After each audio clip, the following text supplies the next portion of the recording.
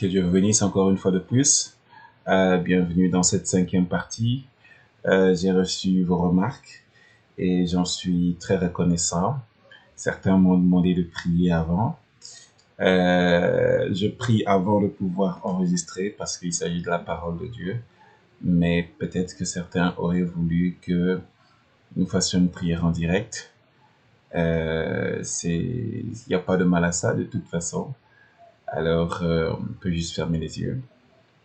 Seigneur Dieu, nous te rendons grâce. Puisses-tu ouvrir l'entendement, mon entendement et de ceux des auditeurs. Nous remettons tout entre tes mains dans le précieux nom du Seigneur Jésus-Christ. Amen. Voilà.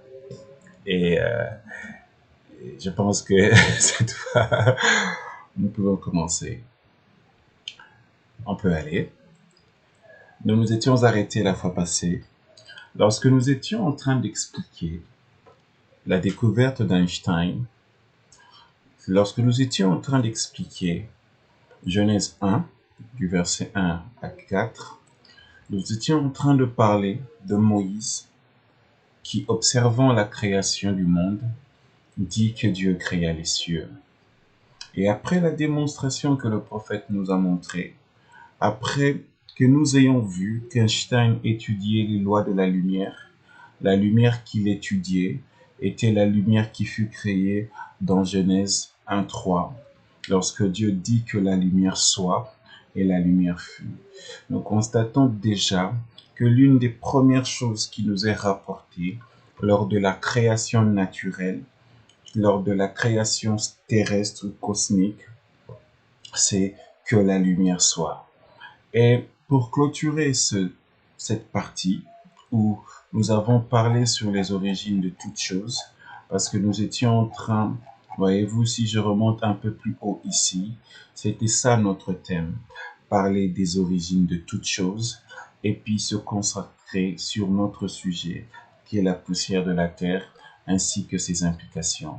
Voyez-vous, lorsque nous avons parcouru, nous avons vu ce qu'Einstein a dit, nous avons vu ce que le prophète a dit, et nous avons compris que Einstein avait découvert l'éternité.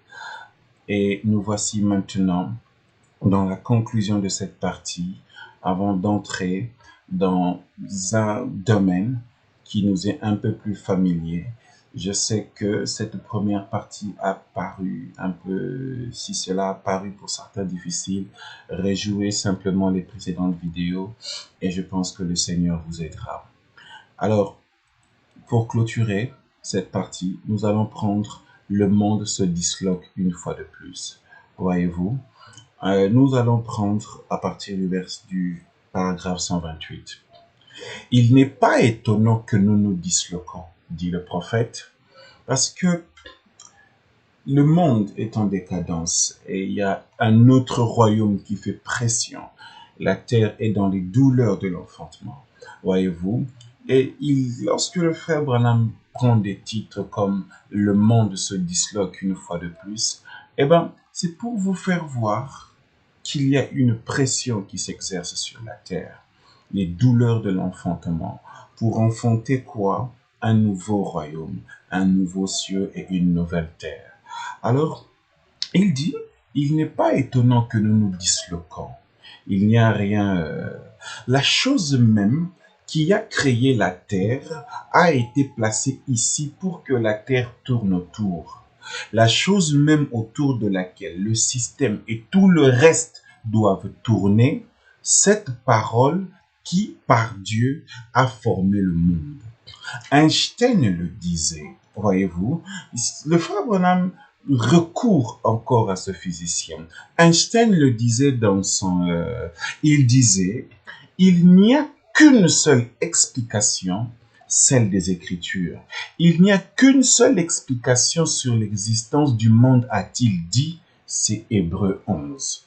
Voyez, cet homme que vous pouviez qualifier d'athée ou de toute chose, il arrive à cette conclusion que il n'y a aucune autre manière d'expliquer la formation du monde que si ce n'est Hébreux 11. Alors, qu'est-ce qu'Hébreux 11 dit? Hébreux 11 dit, c'est par la foi que nous comprenons que que le monde a été formé par la parole de Dieu. Voyez-vous, Einstein reconnaît que dans toutes ces théories, dans toutes ces découvertes, il est arrivé à un moment donné où il y a eu un secret qu'il ne savait pas percer.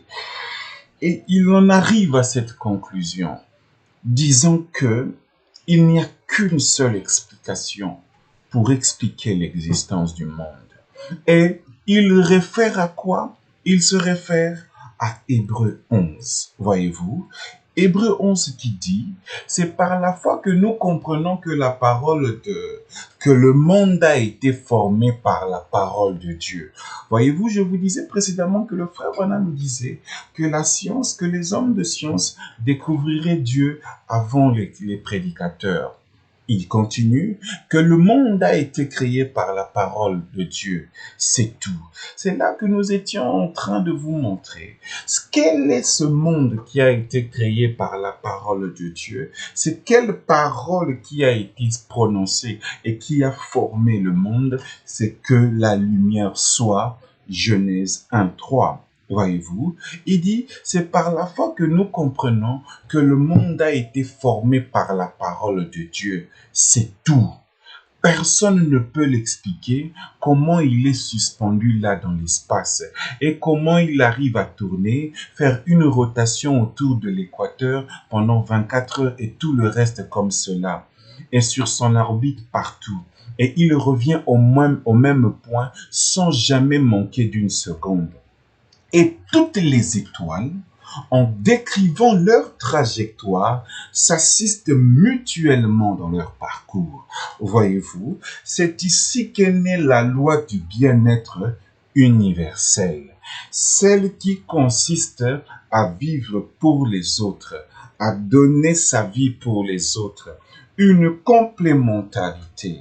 Le frère Branham dit que toutes les étoiles, en décrivant leur trajectoire, s'assistent mutuellement dans leur parcours. Voyez, c'est quand les gens manquent la bonne foi ou bien manquent la nouvelle naissance qu'ils trouvent menaçant le prochain. Voyez-vous, Dieu a fait des apôtres, des pasteurs, des prophètes, et des évangélistes, des docteurs. Ces 5 ministères, ces quintuples ministères, ces ministères auxiliaires du prophète majeur ne sont pas en compétition. Elles sont là pour s'assister mutuellement dans leur parcours et dans leur trajectoire. De sorte que le pasteur ne peut pas envier l'évangéliste parce que l'évangéliste est une boule de feu qui galvanise l'église, est une boule de feu qui va condamner, mais le pasteur est le maître d'autel, voyez-vous.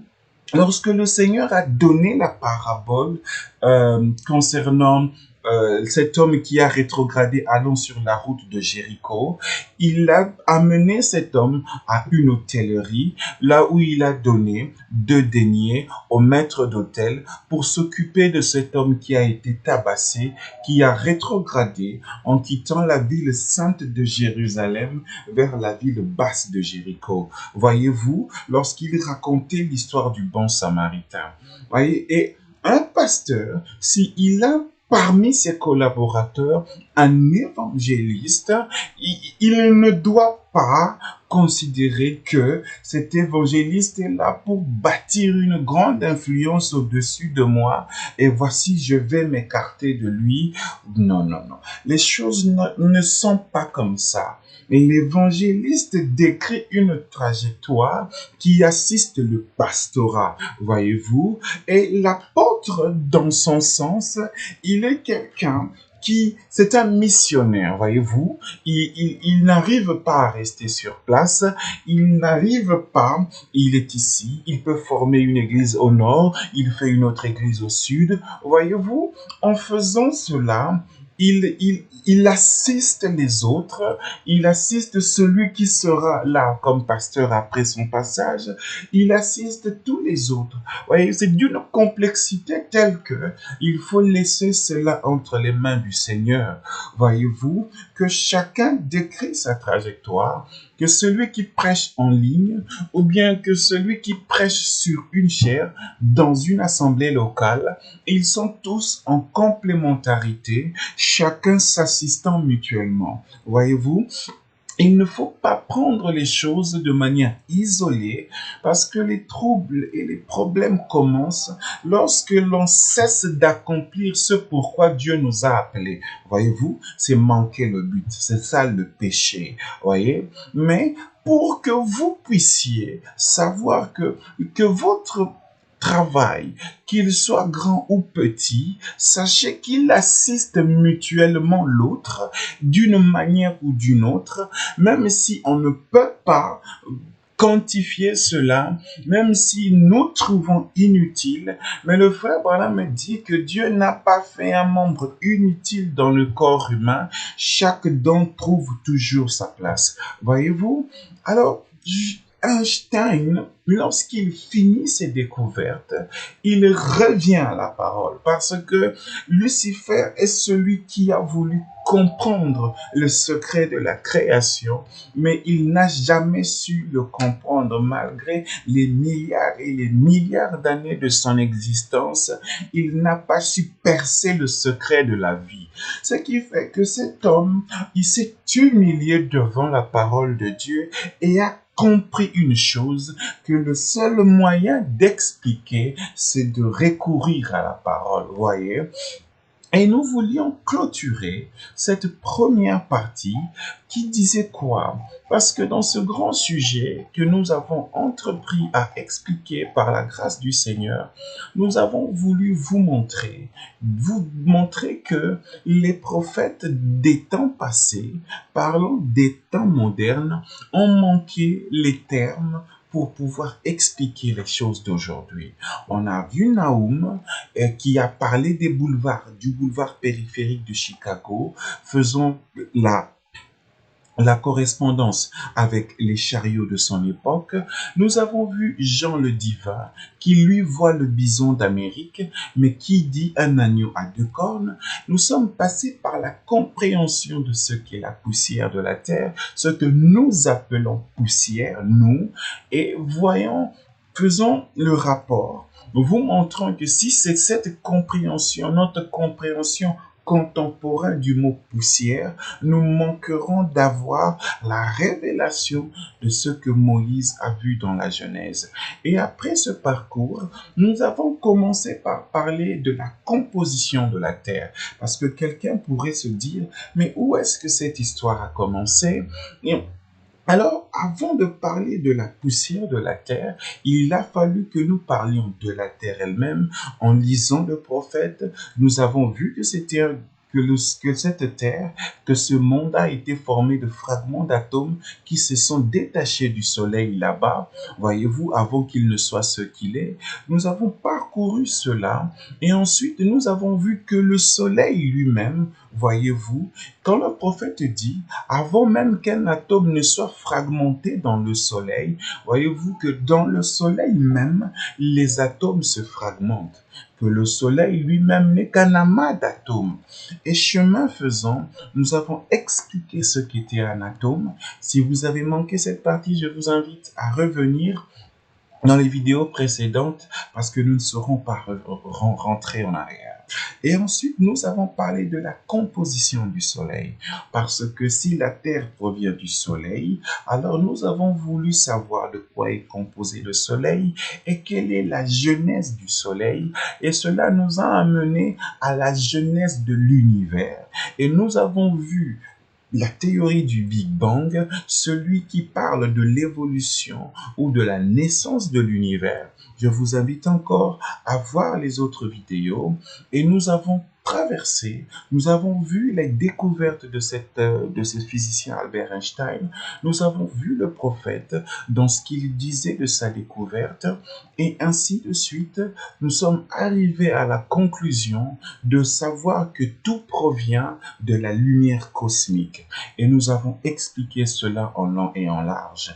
Et pour clôturer cette partie, ce prélude qui a parlé de la terre, qui parlait de la terre et du soleil, maintenant, par la grâce du Seigneur, nous voulons aborder le cas précis de Elohim chez Abraham. Mais avant d'aborder le cas d'Elohim chez Abraham, parce que c'est ici que le principe va se dessiner. Mais quel est le principe qui va se dessiner? Le principe qui va se dessiner est celui-ci. Nous pouvons commencer par Jean 3, du verset 4 à 6. Nicodème lui dit, « Comment un homme peut-il naître quand il est vieux? Peut-il rentrer dans le sein de sa mère et naître? » Jésus répondit, « En vérité, je te le dis, si un homme naît d'eau et d'esprit, il ne peut entrer dans le royaume de Dieu. » Voyez, maintenant, voici ce que j'ai baptisé le théorème de Jean 3,6. Jésus dit à Nicodème, « Mon cher Nicodème, ce qui est né de la chair est chair, et ce qui est né de l'esprit est esprit. » Voyez-vous, c'est ici que notre prédication de la poussière de la terre tire son fondement à partir du théorème de Jean 3,6 édité ou prononcé par le Seigneur Jésus-Christ. Voyez-vous, que dit ce théorème? Ce qui est né de la chair est chair, et ce qui est né de l'esprit est esprit. Maintenant, il convient de vous expliquer. Il y a une différence entre un principe, une loi et un théorème. Pourquoi tu appelles ceci un théorème? Commençons. Un principe est un ensemble de préceptes qui n'est pas contraignant. La foi ou la religion chrétienne, tout comme la religion musulmane ou la religion bouddhiste, ce sont des principes. Quelqu'un peut choisir d'adhérer à l'islam, il peut choisir d'adhérer au bouddhisme, il peut choisir d'adhérer au christianisme. Il n'y a pas une contrainte. C'est un principe, c'est un choix que tu fais librement et sans contrainte, voyez-vous, de sorte que moi qui ai choisi d'être un chrétien, je me plie aux principes chrétiens, c'est par choix et non par contrainte. Voyez-vous, un principe vous donne cette liberté-là. Tandis qu'une loi vous contraint. La loi a une valeur contraignante. Voyez, si on dit, ne marchez pas sur la pelouse, marchez sur la rue qui est pavée, voyez-vous, c'est une loi qui a été dite. Si vous roulez du mauvais côté de la route, on va vous sanctionner, vous retirer le permis de conduire et on va vous donner une amende parce que vous brisez la loi. Lorsqu'il y a un feu rouge sur la route, quand vous roulez, arrêtez-vous au feu rouge. Voyez-vous, si vous dépassez le feu rouge, on va vous donner une amende, on va vous réprimander, on va vous ramener à l'ordre, on va vous contraindre. Voyez-vous, c'est ça une loi. Voyez, mais la loi a une particularité, c'est qu'elle vous donne la possibilité de l'enfreindre pour qu'elle vous ramène. Voyez-vous, c'est différent d'un principe. Un principe vous donne le libre arbitre de l'accepter ou pas parce qu'elle n'a pas de contrainte. Mais la loi, elle, on pourra même vous dire par les gens de ce monde que la loi a été faite pour être violée. Voyez, une loi, si par exemple, il y a une loi qui est dans l'homme, qui dit tu vis sur la terre et non pas dans l'eau, voyez-vous. Mais il y a une loi dans le poisson qui lui dit, écoute poisson, toi tu vis dans l'eau et pas sur terre. Tu ne vivras pas comme les animaux des champs parce que toi tu es un animal marin. Voyez-vous, c'est une loi. Mais il est donné à la loi la possibilité d'être enfreint pour ramener ensuite. C'est ça la loi. Vous direz, moi je peux plonger dans l'eau, oui.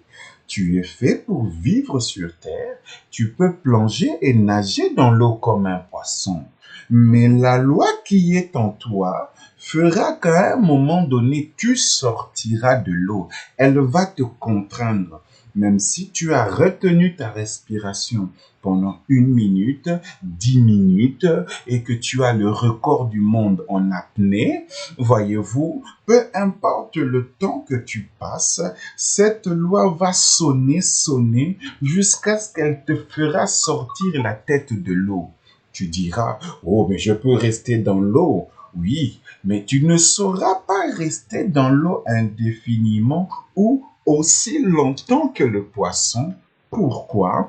Parce que tu seras contraint de rentrer sur terre, parce que tes pores vont s'ouvrir et tu seras plus en mesure de supporter cet environnement.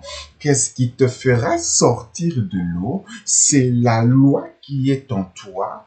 Elle t'a donné temporairement la possibilité de l'enfreindre. Tu dis j'ai nagé, mais tu n'es pas fait pour y vivre. Sors.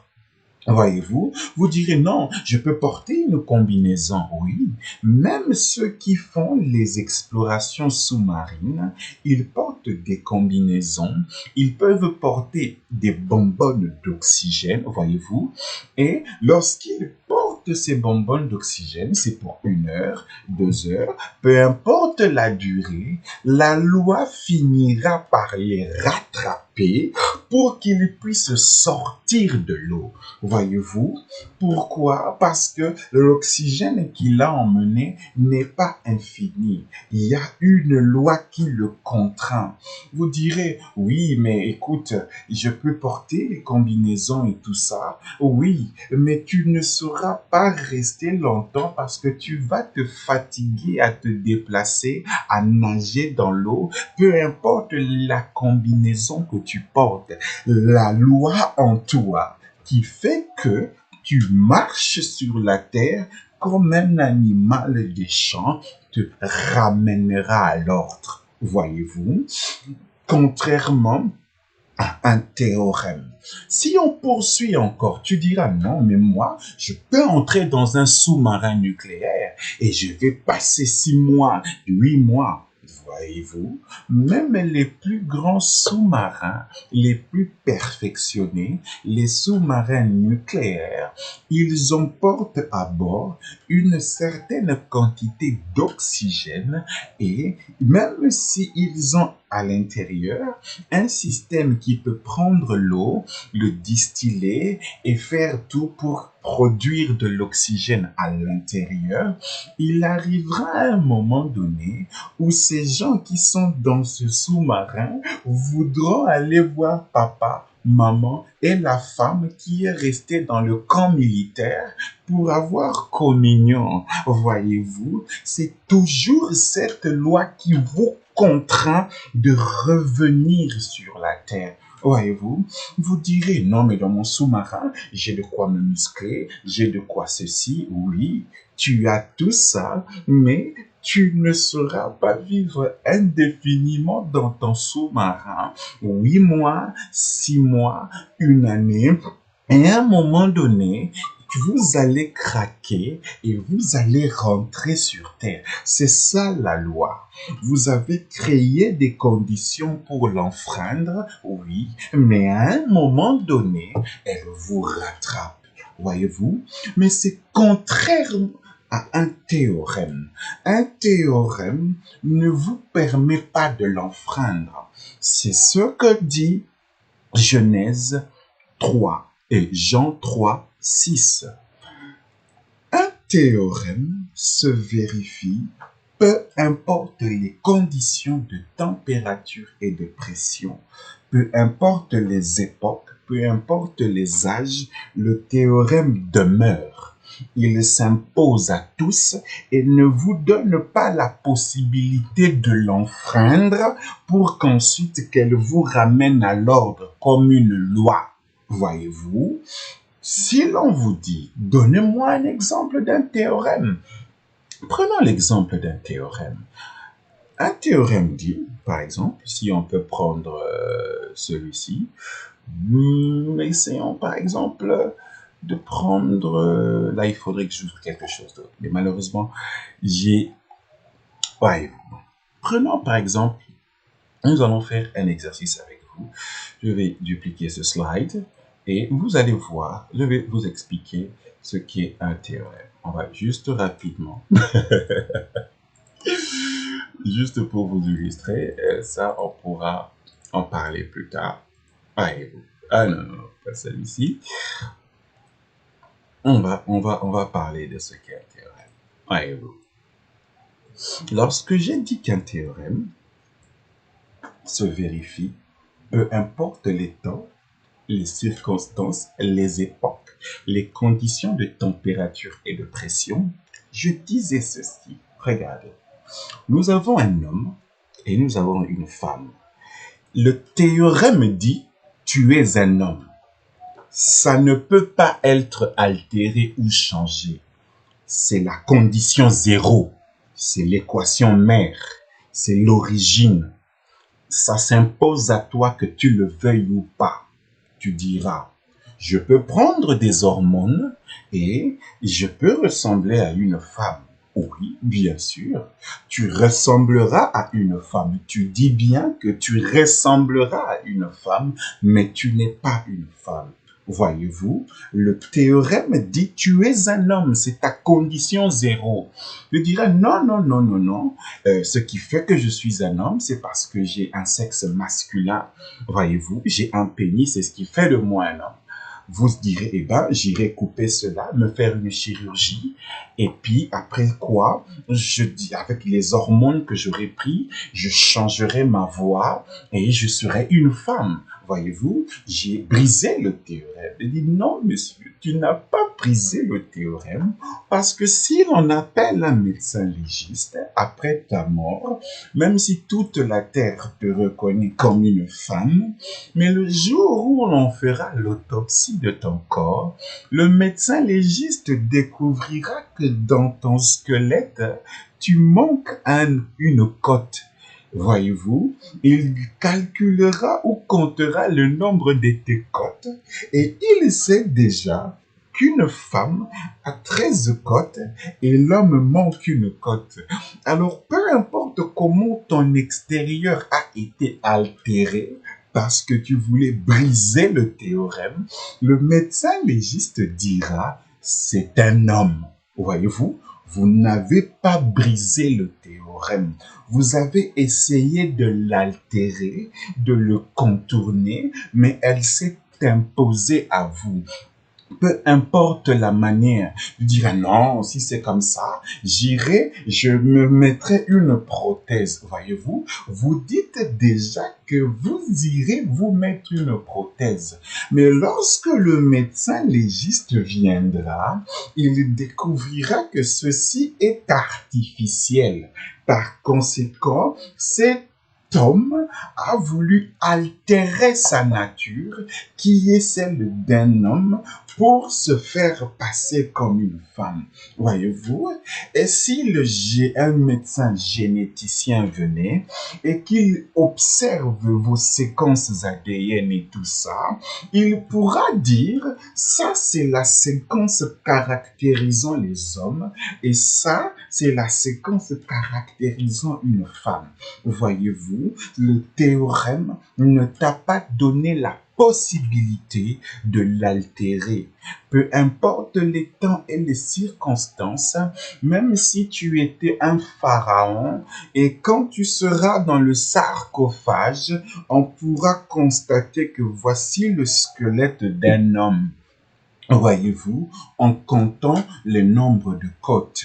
Voyez-vous, peu importe le temps, vous n'avez pas su altérer votre identité parce que le théorème s'est imposé à vous dès le départ. C'est ça qu'on dit dans Jean, c'est ça que le Seigneur dit dans Jean 3,6.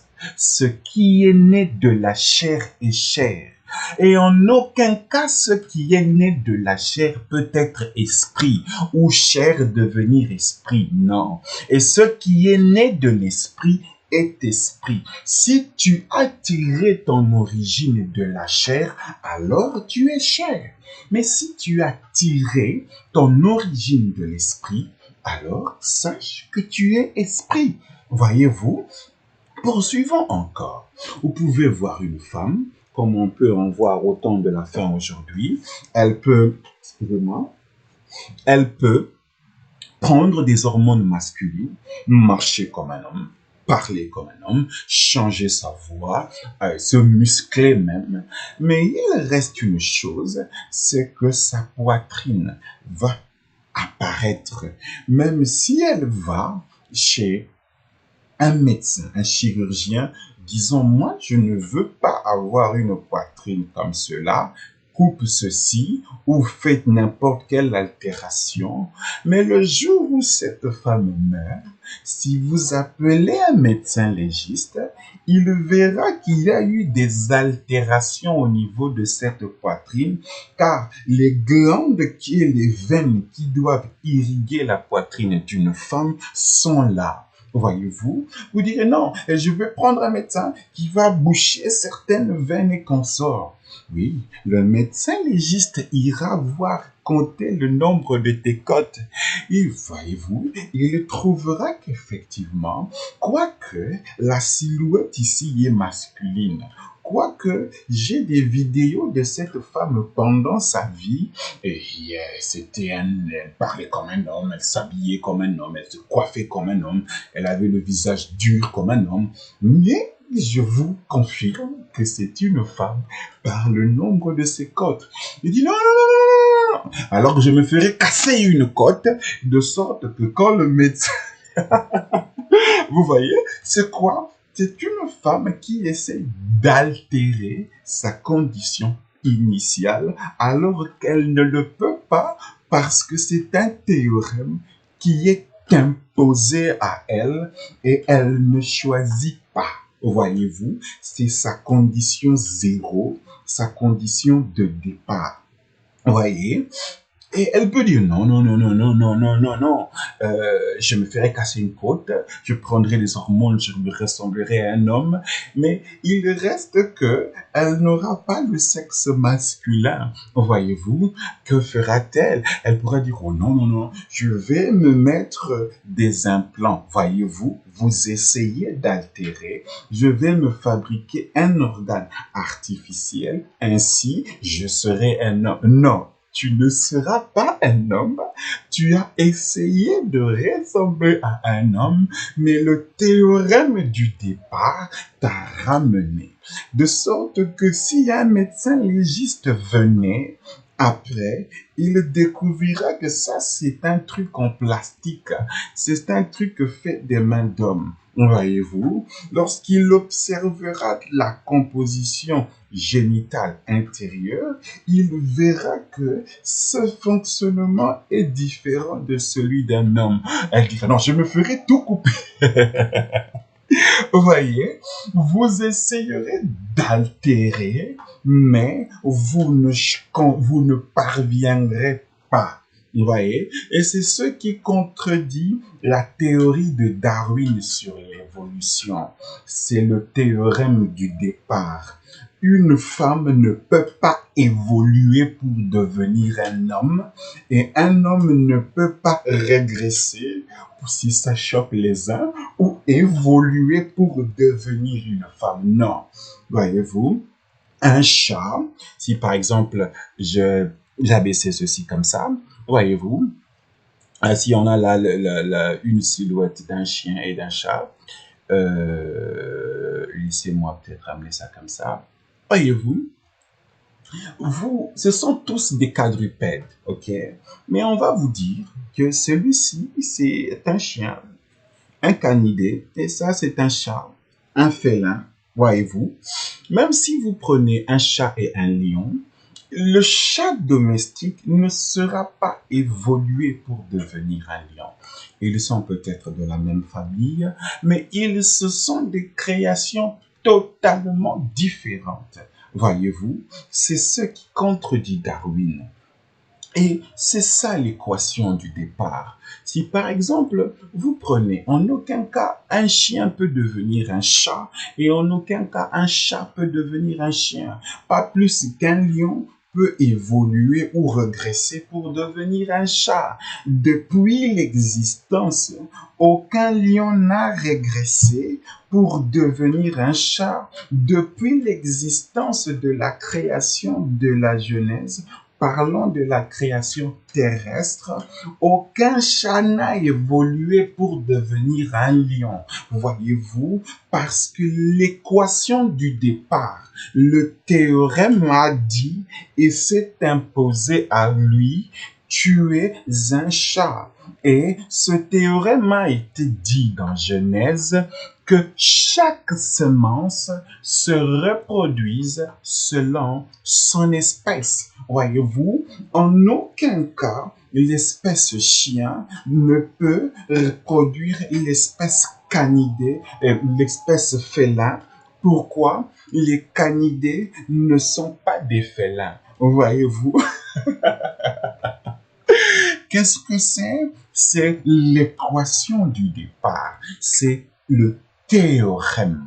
Voyez-vous, c'est quelque chose qui s'applique, qui s'impose à tous, peu importe les conditions de température et de pression. Et on peut parler ainsi de suite. Un arbre est une forme de vie qu'il y a sur Terre. Donc, je peux même remettre ceci en place, juste pour vous illustrer encore. Vous voyez, par exemple, un arbre. Là, on a un cheval, bien sûr.